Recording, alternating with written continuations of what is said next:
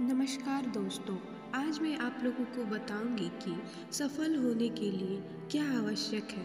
हर इंसान अपने जीवन में कुछ ना कुछ हासिल करना चाहता है, कुछ ना कुछ बनना चाहता है, लेकिन कुछ प्रतिशत लोग ही उस सपने को पूरा कर पाते हैं जो वह हर समय देखते हैं। अगर आप भी अपने सपनों को पूरा करना चाहते हैं तो यह कहानी आपके लिए। यह कहानी गौतम बुद्ध के जीवन से ली गई है। दोस्तों, एक बार गौतम बुद्ध अपने कुछ भिक्षुओं के साथ एक गांव से होकर गुजर रहे थे और उस गांव में पानी की बिल्कुल भी व्यवस्था नहीं थी, जिसके कारण लोगों को पानी लेने के लिए गांव से दूर जाना पड़ता था।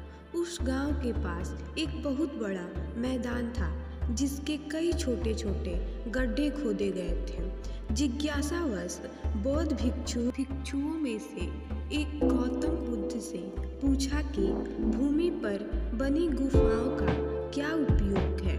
अपने भिक्षु का प्रश्न सुनकर बुद्ध मुस्कुराते हुए कहते हैं कि मेरे प्रिय भिक्षु, इस गांव में पानी की बहुत ही समस्या है और यही कारण है